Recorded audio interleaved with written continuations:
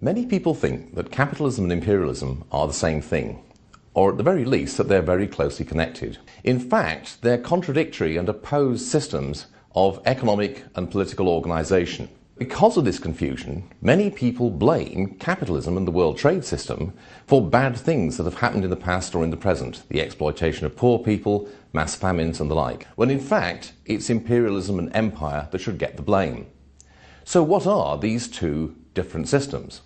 Capitalism is a system of the free exchange of goods and services between individuals on a voluntary basis under the rule of law and in a system of private property rights. In other words, it's a system of voluntary exchange in which all parties to the exchange are better off. Now, imperialism, by contrast, is a system of relations based upon power.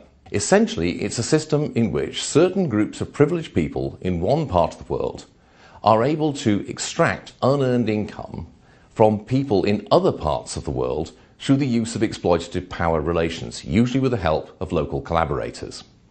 The key to this is the use of political power, ultimately military power, to establish economic relations which are involuntary and exploitative. Empires have existed throughout the whole of human history. In fact, there are so many examples of empires that it's hard to know where to start.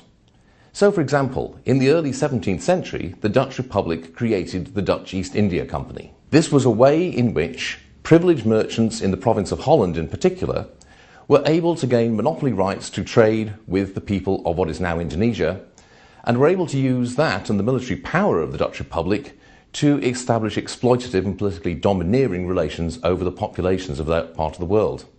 Later on, the English got in on the act and created their own East India Company, which for over 150 years ruthlessly exploited many of the people of the Indian subcontinent, most notably in Bengal, but elsewhere as well. Once again, you had a politically privileged group of people, backed by the military power of the state, establishing trade relations with people in another part of the world that were not voluntary and which were highly exploitative. More recently, in the Caribbean, the United Fruit Company, backed by the US federal government, was able to establish similarly exploitative relations with people in parts of Central America, such as Honduras and Guatemala.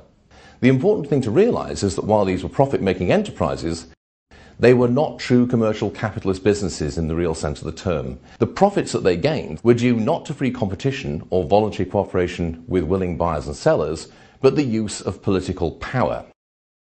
Had we had a true capitalist system operating here, we would have had lots of free trade between the people in the other part of the world, not only with people from the US or the UK, but also other people from other parts of the world, and there would have been a much more voluntary and mutually beneficial relationship.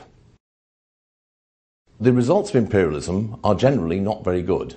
Not only does it lead to political corruption and the exploitation of many poor people, but it often has quite catastrophic results, such as the enormous famines which occurred in the late Victorian period in many parts of the world, in the 1890s in particular, most notably in India but also elsewhere, which are often blamed on capitalism, but which in fact were clearly the result of the policies of the British Empire and other colonial powers at the time.